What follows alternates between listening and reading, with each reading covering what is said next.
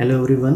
आज के इस वीडियो में हम राजन सीरीज के लघुत्तरीय प्रश्नों को देखेंगे जो कि प्रकाश टॉपिक से रिलेटेड होगा। जैसे प्रकाश क्या है, निर्वात में प्रकाश की चाल क्या होती है, परावर्तन किसे कहते हैं, प्रकाश के परावर्तन के नियम क्या हैं, प्रकाश का अपवर्तन क्या है समझाइए, प्रकाश के अपवर्तन का नियम बताइए, प्रकाश के अपवर्तन के कारण घटने वाली घटनाएं कौन कौन सी हैं, प्रकाश के पूर्ण आंतरिक परावर्तन हेतु क्या शर्तें हैं, प्रकाश का वर्ण विक्षेपण किसे कहते हैं, क्रांति कोण किसे कहते हैं। हाँ, तो चलिए शुरुआत करते हैं।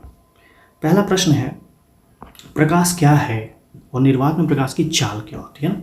तो प्रकाश क्या है, तो सबसे पहले आप समझने का प्रयास करिए प्रकाश है क्या।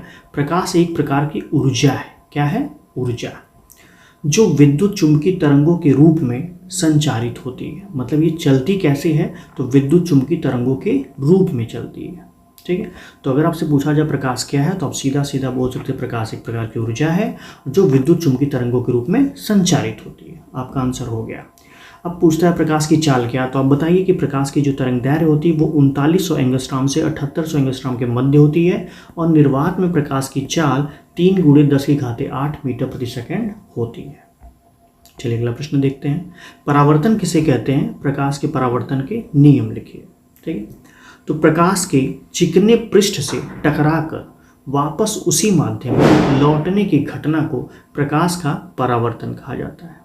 परावर्तन के दो नियम हैं, आपतित किरण आपतन बिंदु पर अभिलंब तथा परावर्तित किरण एक ही तल में होते हैं। दूसरा नियम है आपतन कोण परावर्तन कोण के बराबर होता है। परावर्तन क्या होता है, देखिए मान लीजिए ये चिकनी सतह है। ठीक है, ये क्या है? चिकनी सतह है और प्रकाश की किरण हमने इस पर डाला तो क्या हुआ, ये इस सतह से टकराकर वापस इसी माध्यम में लौट गया।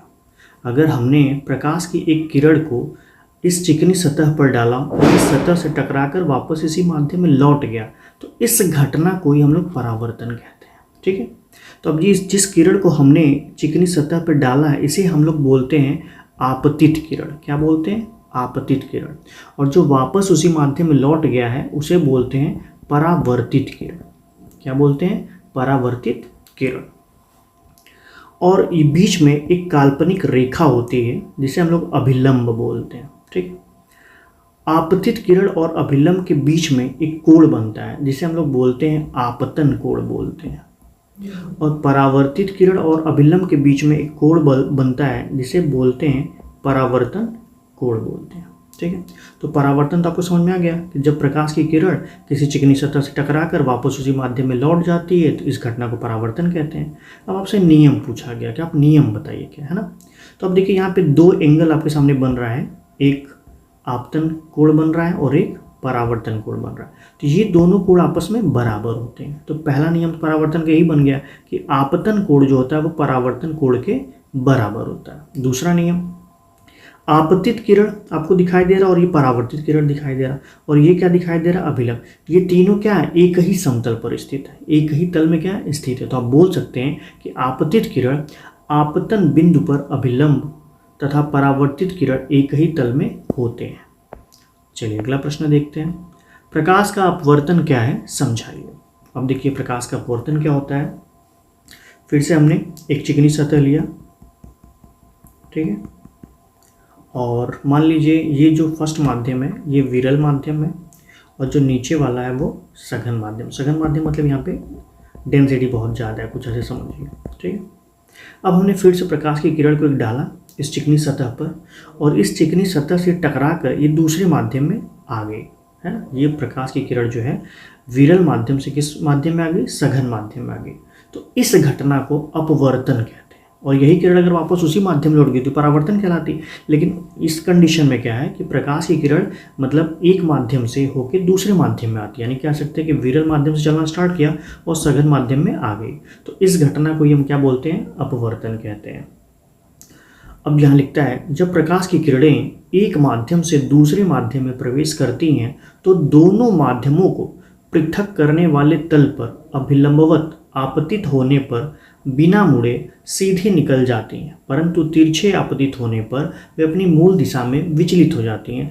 इस घटना को प्रकाश का अपवर्तन कहा जाता है। सीधा सीधा आप लिख सकते हैं कि जब प्रकाश की किरणें एक माध्यम से दूसरे माध्यम में प्रवेश करती हैं तो इस घटना को प्रकाश का अपवर्तन कहते हैं। कहानी खत्म। ठीक है, आगे देखते हैं। अब बोलता है प्रकाश के अपवर्तन का नियम बताइए। ठीक है, तो क्या नियम है? पहला कि आपतित किरण, अभिलंब एवं अपवर्तित किरण तीनों एक ही समतल में स्थित होते हैं। दूसरा, किन्हीं दो माध्यमों के लिए आपतन कोण की ज्या तथा अपवर्तन कोण की ज्या का अनुपात एक नियतांक होता है, जिसे हम sin i अपान sin r equal to mu से दिखाते हैं। चलिए अब समझने का प्रयास करते हैं प्रकाश के अपवर्तन का नियम। फिर से वही डायग्राम हमने लिया। ये चिकनी सतह हमारी है और ये हमारा ऊपर है विरल माध्यम और नीचे वाला हमारा जो माध्यम चल रहा है वो है सघन माध्यम। हमने प्रकाश की किरण को डाला और ये किरण जो है दूसरे माध्यम में आ गई। ठीक है, और बीच से एक काल्पनिक रेखा होती है, आपको समझाया गया अभी पीछे, जिसे हम लोग अभिलंब कहते हैं। और ये जो किरण डाली गई है इसे हम लोग बोलते हैं आपतित किरण। और जो किरण दूसरे माध्यम में आ गई है उसे क्या हम लोग बोलते हैं? अपवर्तित किरण बोलते हैं।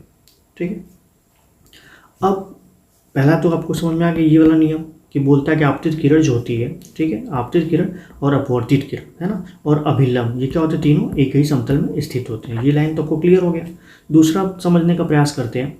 ये जो अपवर्तित किरण है, अपवर्तित किरण, ये क्या होता है कि ये या तो अभिलंब की तरफ झुक जाता है या अभिलंब से दूर जाता है। इसकी कुछ कंडीशंस हैं जो मैं आपको आगे बताऊंगा कि कब ये अभिलंब की तरफ झुकेगा और कब ये अभिलंब से दूर भागेगा। ठीक है, तो ये कितना झुकेगा उसकी तरफ, उसी को हम लोग बोलते हैं अपवर्तनांक। क्या बोलते हैं? अपवर्तनांक।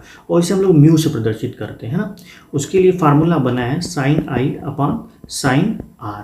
ठीक है, और इस फार्मूले को स्नेल साहब ने दिया था, इसलिए हम लोग इसे स्नेल का नियम भी कहते हैं। चलिए अगला प्रश्न देखते हैं। प्रकाश के अपवर्तन के कारण घटने वाली घटनाएं कौन कौन सी?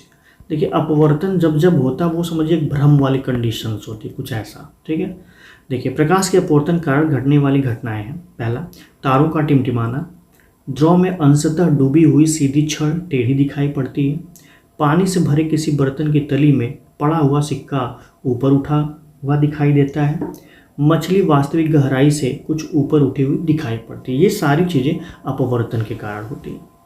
अगला प्रश्न है, प्रकाश के पूर्ण आंतरिक परावर्तन हेतु क्या शर्तें हैं? पूर्ण आंतरिक परावर्तन का उदाहरण देकर समझाइए। अब देखिए, पूर्ण आंतरिक परावर्तन समझने से पहले आपको समझना होगा कि क्रांतिक कोण क्या होता है। क्रांतिक कोण से आप क्या समझते हैं? ठीक है, अब देखिए क्रांतिक कोण क्या होता है पहले ये समझ लेते हैं। हमने फिर से वही एक डायग्राम लिया। ये हमारा एक चिकनी सतह है, कुछ ऐसे समझिए, और नीचे हमारा जो है सघन माध्यम और नीचे हमारा क्या है?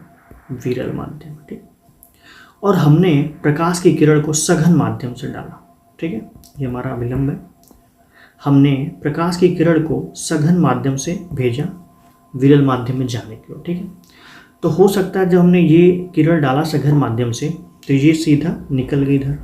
ठीक है, एक ऐसी किरण हमने शायद हो सकता है ऐसे इधर से भेजा, ये किरण आई और सीधा ऐसे निकल गई, है ना। तो ये जहाँ पे संभावना जिस एंगल पे बन रही है ना, कि जो अपवर्तित किरण है वो सीधा 90 डिग्री अभिलंब से बना के जा रही है, तो इसी कोण को बोला गया है क्रांतिक कोण, है ना। यानी जब प्रकाश की किरण सघन माध्यम से विरल माध्यम की ओर जा रही हो और उस कोण के मान पर